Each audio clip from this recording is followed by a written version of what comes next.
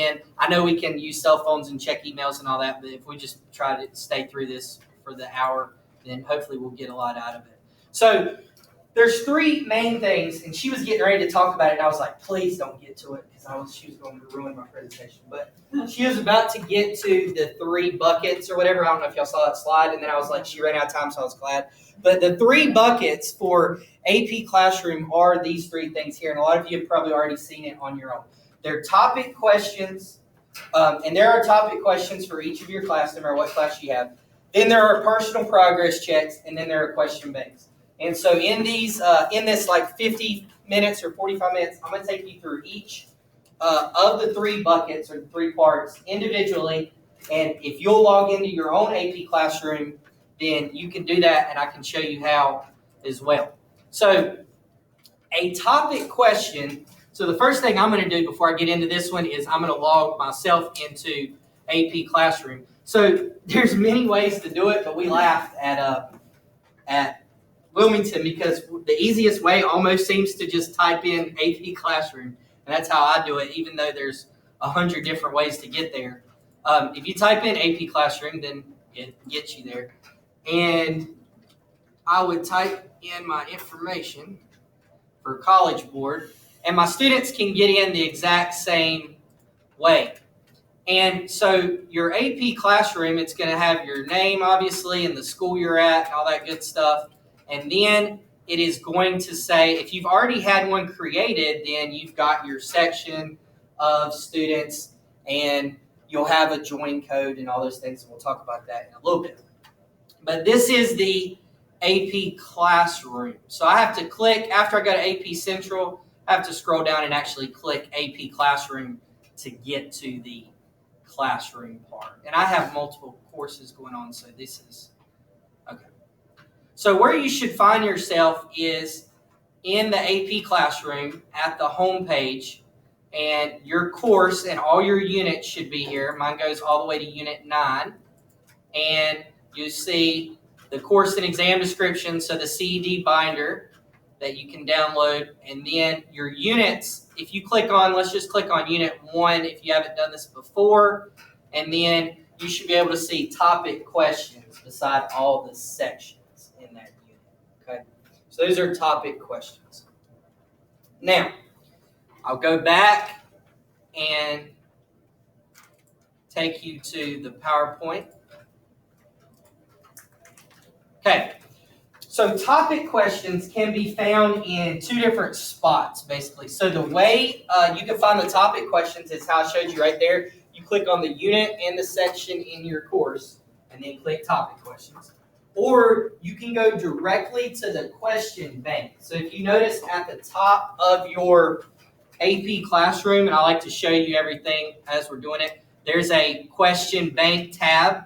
You can actually get to the topic questions this way. So I'll just show it to you. It's not the best way, I don't think, but if you're in the question bank and you want to go to assessment, purpose, and source as your filter, you see there's a filter for AP topic questions, and you can actually get to just the topic questions. So for instance, in statistics, there are 452 topic questions.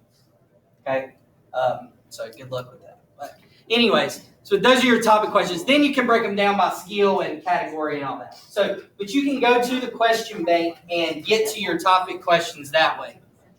Now, my advice is to just get it as you go, right? So I'm in Unit 1. I introduce statistics. So I'm just talking about it. I go to Section 2, and there are my topic questions for Section 2. So what happens when I click on these topic questions is I realize these are formative questions. There's 3 for this section. I can add them and then make an assignment with these topic questions is pretty much the goal of these. So I can click add to these topic questions. I can name it anything I want. I can preview it. So if I don't like a question, I can already see what it looks like. I've previewed the question. If I want to look at the question details, it'll already tell me the answer so I don't look dumb in front of my kids if I didn't know it, right? I'm just kidding. But I've already got that. It tells me the difficulty, so I can, on a lot of them, it'll tell you if it's emerging. Sometimes it says easy, sometimes it says advanced. I usually don't tell them what it says because that can get them a little upset. But it will tell you how it aligns and all that stuff. So any of the information is there. It also tells you if it's like a publicly available question, it's something they can search and find, which it's hard to find one that isn't publicly available these days, right? But those are your topic questions. So topic questions typically, and I'm going to say typically because I just did a unit the other day with 9 topic questions, a section. Topic questions typically are like 3 to 4 questions, okay? And those topic questions should deal with that one topic that you taught that specific day. So the best way to use a topic question would be, so to create an assignment, you're going to pick a section that you were working with today. So if I'm going to teach Unit 1, Section 2, then I'm going to pick that section. I'm going to add those topic questions. I may not want to add all of them. Maybe I don't like one. Maybe I think there's too many. But I'm going to add those topic questions to an assignment. I'm going to name it. I just named mine Unit 1.2. That's what it is.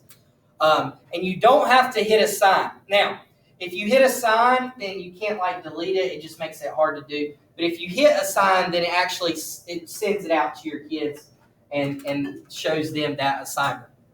But you can just save it and keep it.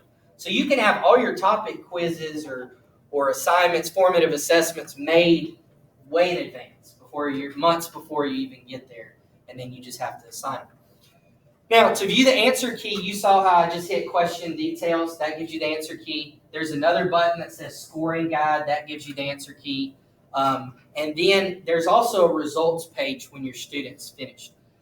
The way topic questions are meant to be used they're actually meant to, and I think this is the one thing we don't use correctly right now, probably, early on in our AP classes that I've seen at my school, is they're meant to be used daily.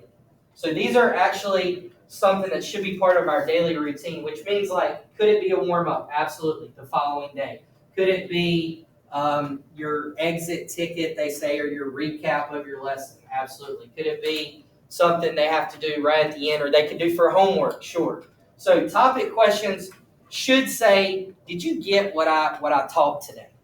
Right? And what I've found is that yes, they got it, or no, Mr. Weaver, you didn't teach something the way that they can get it. So there's some things that I thought I'll leave the day thinking, yes, I taught it really well. I feel good about myself. I nailed that topic. And then they all missed the question on it. And I'm like, okay.